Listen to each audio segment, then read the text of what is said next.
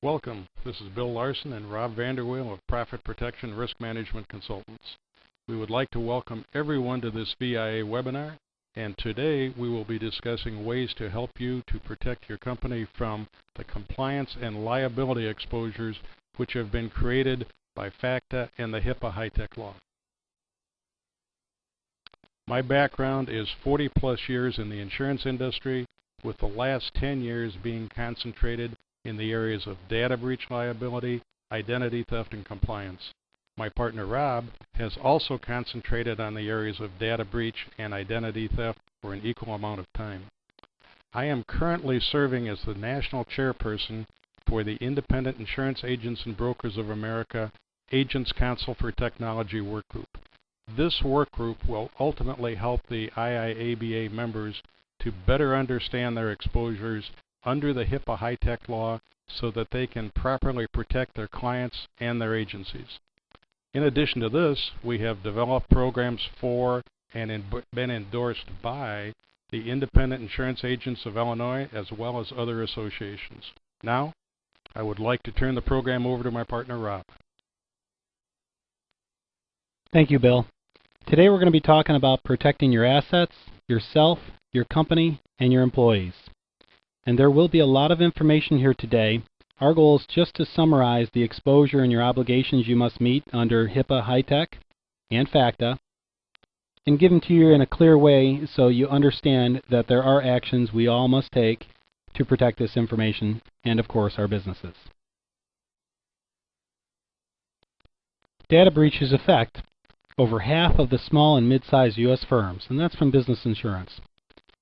There's a lot of personal identifiable information, protected health information, PHI. Businesses of all types and sizes, as well as individuals, are vulnerable to costly and damaging liabilities from data security breaches. Breaches are happening at an alarming rate. If you visit Privacy Rights Clearinghouse at privacyrights.org, you'll see that there's been over 607 million data records that have been compromised, and these are American identities that have been compromised since January of 2005. So statistically, it means that every individual across our country has had their information compromised almost 2 times. Why your company needs protection? Well, there's hackers, there's viruses, there's disgruntled employees, there's lost or stolen laptops, computers, cell phones, or even regular paper files. And a single data breach can have serious ramifications. There can be financial costs, government fines, lawsuits, and damage to your company's reputation. Coverage is not provided under your general liability or umbrella policies. You need data breach cyber liability protection. We know we must secure our customers' and employees' non-public personal identifiable information.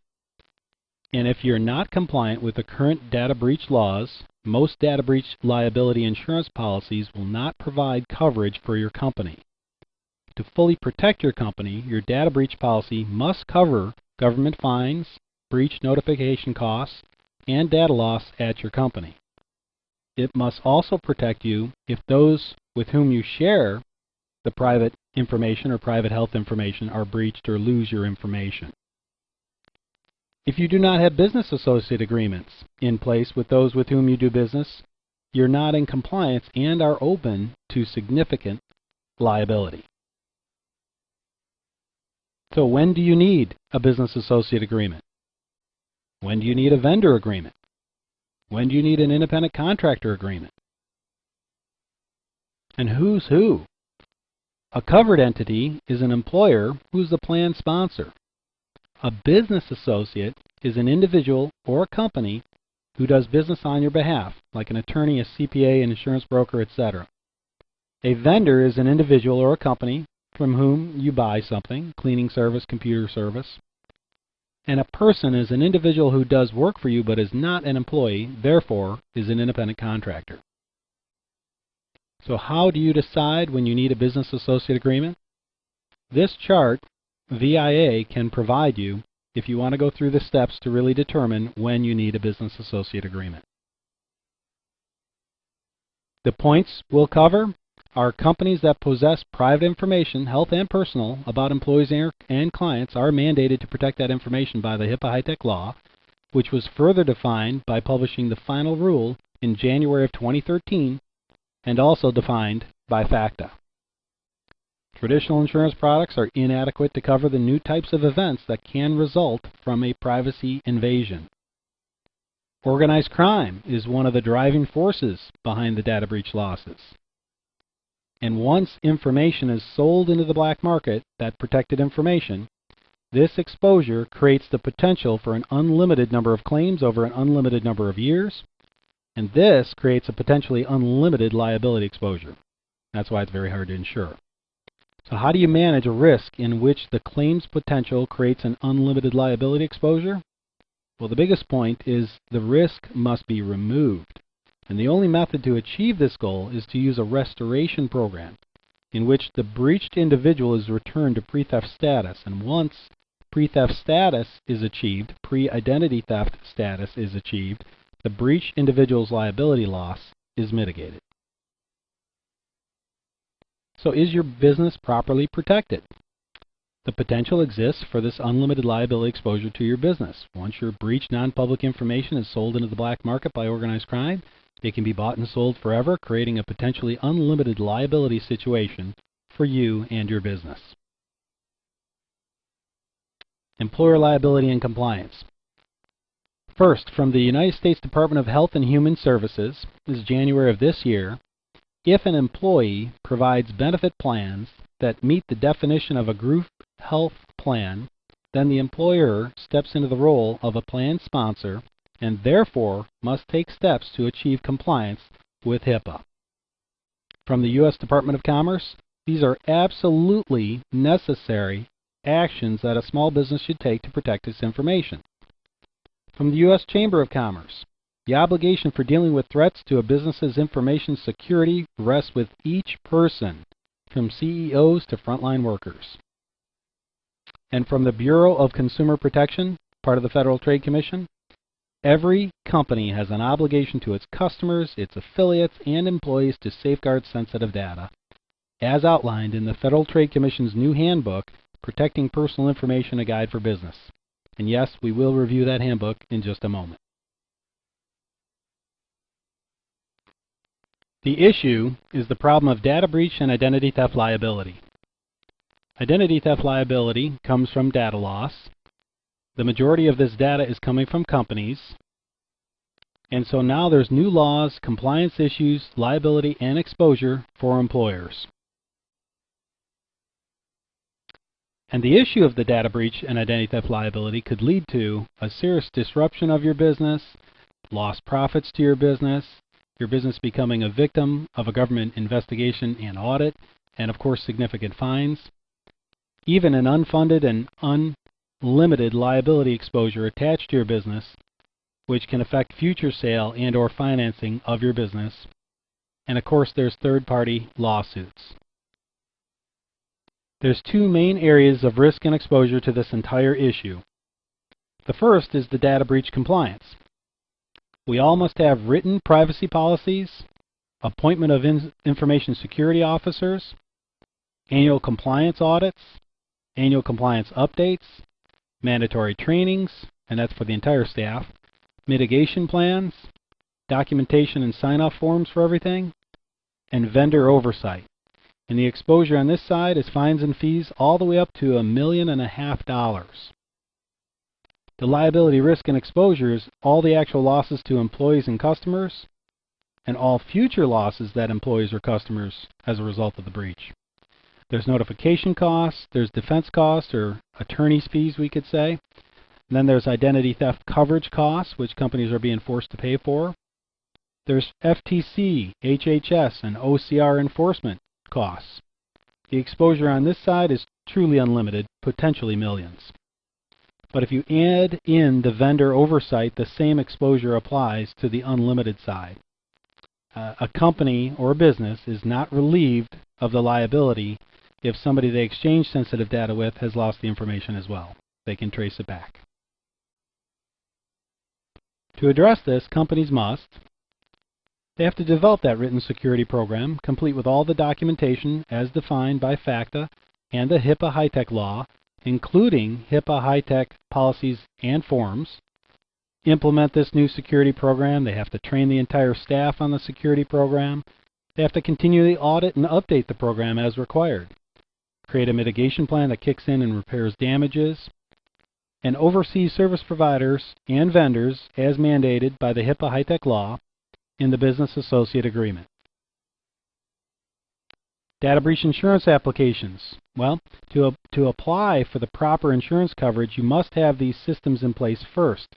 If you look at some of the insurance application forms, you'll see they ask right on there, do you have a written corporate-wide privacy policy? Do you employ a chief privacy officer?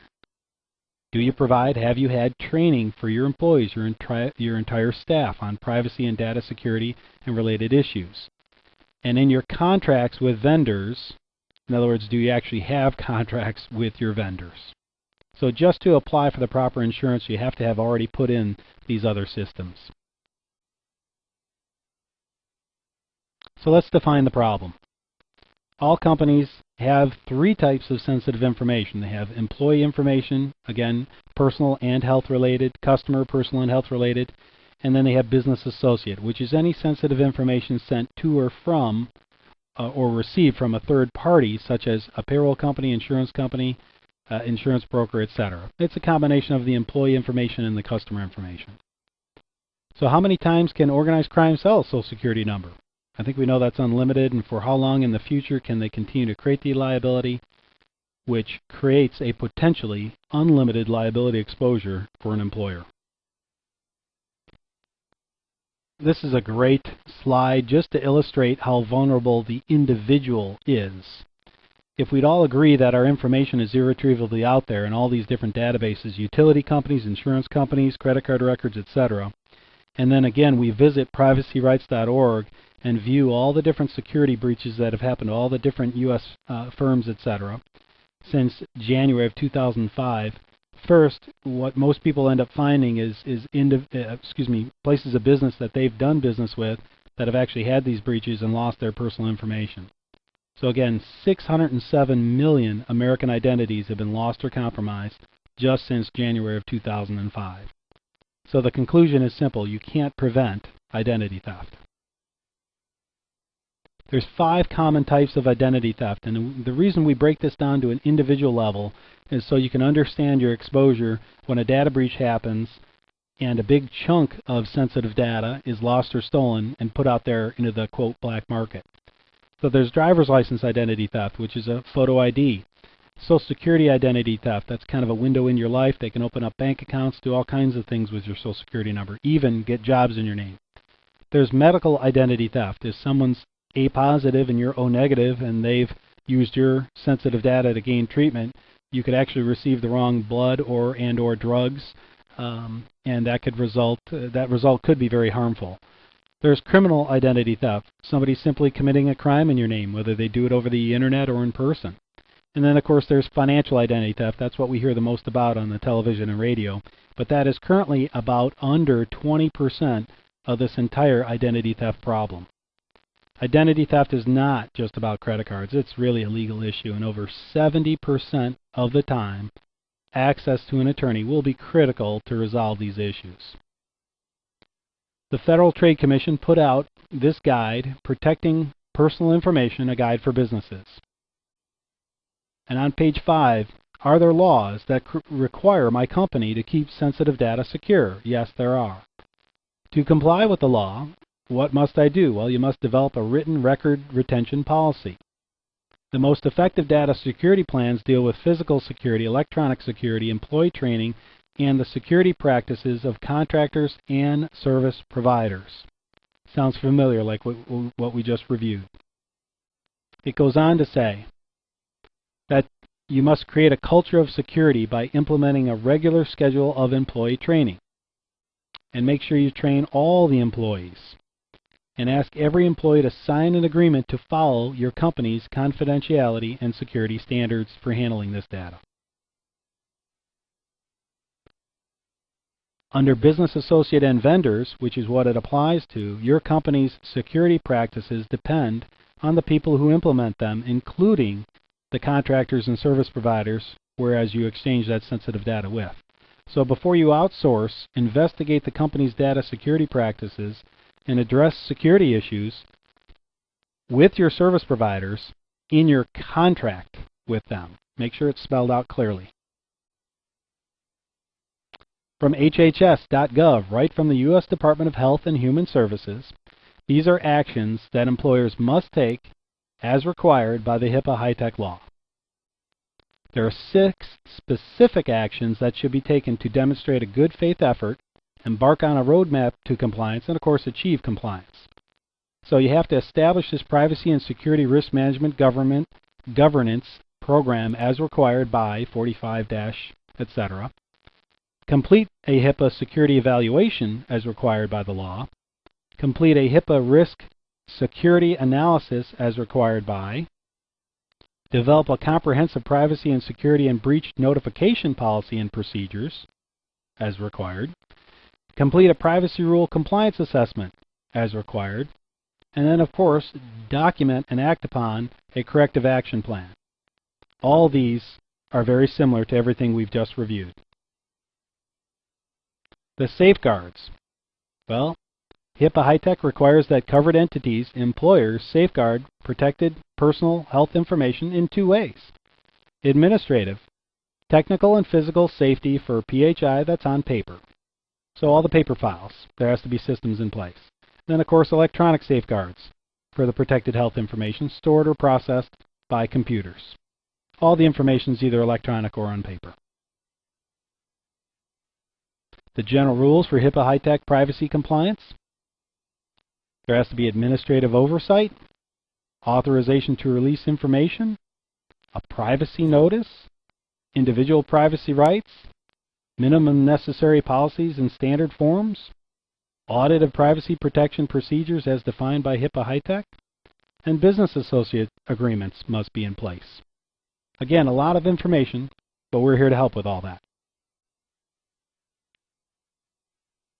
The rule is simply this rule number, the 164.504, the business associate agreement as required by HIPAA HITECH. And this is the definition. Any person or organization who is not your employee but does work on your behalf and could have access to this protected health information. So there's fines and liability exposures. Your company is liable for the loss of data by your business associate. Your data breach liability policy must extend coverage, your insurance policy must extend coverage for loss of your data by your business associate to afford your company proper protection. And a business associate agreement will help to mitigate your exposure in this area, and it's mandated by the HIPAA HITECH law. And here's a sample of a business associate agreement under HIPAA Omnibus Rule for HIPAA compliance. This agreement is made effective on this date by and between the 2 parties, one referred to as a covered entity, the other as a business associate. And HHS states on its webpage regarding these business associate agreements that the business associate agreement must do 10 things to comply with HIPAA. So here are 5 of the 10, a few examples, because a written contract between a covered entity, the employer, and a business associate must establish the permitted and required uses and disclosures of protected health information by the business associate. Number 2 is require the business associate to implement appropriate safeguards. Number 3 is require the business associate to report to the covered entity incidents that constitute breaches. Number 4, require the business associate to make available to HHS its internal practices relating to the use and disclosure of protected health information for the purposes of HHS determining the covered entity's compliance. And the 5th one provided here, require the business associate to ensure that any subcontractors it may engage on its behalf that will have access to protected health information agree to the same restrictions and conditions that apply to the business associate with respect to such information. So what an employer must do? Well, you have to review all business associate agreements to ensure that they're valid. revise the business associate agreements to include the HIPAA high-tech language, some of which we reviewed, contact all your business associates and amend the contractual documents, including language, to clearly address the use of protected health information by the business associate. Liability under HIPAA. The basis of liability suits and fines are the federal and state regulations, the statutes and regulations at the state level, internal policies, and of course the breaches of these agreements. New penalties under HIPAA high-tech. Just realize they can be anywhere on the civil side at $100 per violation, up to $50,000 annually, and can go all the way up to $1.5 million for willful neglect that's not corrected. So there's a lot of fines that can be applied. When it comes to training and awareness, privacy and security training pertains to everyone, all levels of the organization. As we mentioned earlier, anyone from the CEO down to the frontline worker, everybody has to be trained on your sensitive information policy and procedures and how you're going to safeguard this protected health information. In utilization of the required HIPAA high-tech policy and forms, that also has to be a part of the training and the entire, quote, program. Documented training gives management a strong defense in case of a privacy or security breach and is, of course, a requirement in most of the more comprehensive data breach liability insurance policies and in the HIPAA high-tech law and FACTA. Here is a brief snapshot of all the policies and forms which we can provide you in a toolbox to help you on your way establish this compliance and get that started. The HIPAA high-tech law and FACTA are in effect right now, and your company really must be compliant to mitigate possible fines and liability exposures. We do need to take action. Individual identity theft and data breach products. As we know, once an individual has an issue from a data breach, they're going to need some type of service to help put their lives back together. So there's credit monitoring services that are available out there. This is effective for an early warning of financial identity theft only, and disputing the issues falls squarely on the consumer. Then there is insurance and reimbursement plans. Most insurance coverages offer only reimbursement of certain expenses, and they do not cover the specific loss due to the identity theft. Then there's identity theft resolution services. This service may be limited to only certain types of identity theft, such as financial, and doesn't cover identity theft of Social Security, medical, driver's license, or criminal information. But then there's identity theft restoration services, and a full restoration service will provide a qualified professional to perform the work and to bring the individual back to pre-theft status. Most of these include licensed investigators. This would include financial, Social Security, medical, driver's license, and criminal identity theft, and a true restoration service can save the identity theft victim hundreds of hours of work, and this is by far the best service to have. We take a holistic approach to addressing data breach risk and liability in working with VIA and others. The first thing we do is develop a program as required by HIPAA high-tech and FACTA, complete with the training for your entire staff, the written policies, a lot of the forms and policies required again by HIPAA high-tech and FACTA. Then we move to oversight of your service provider and vendors with establishing, making sure the BA agreements are in place where they need to be. And then we also provide a full restoration program which returns victims back to pre-theft status. And again, we like to say no loss, no liability exposure. And once we've implemented all these, put this entire thing in place with the training and a restoration program, then a wraparound insurance liability policy can be purchased to fully protect it and address your liability exposure. Restoration is the key. Restoration is the key to controlling events that result from a data breach. A restoration program will restore the breached individual to pre-theft status after an identity theft loss.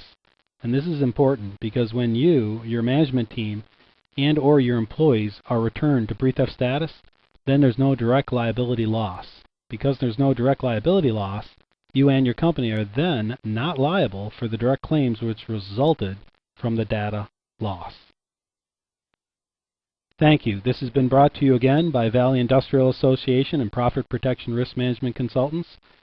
Please, we encourage everyone to call VIA or Profit Protection Risk Management Consultants and get more information about this and act today to protect your company and your assets. Thank you.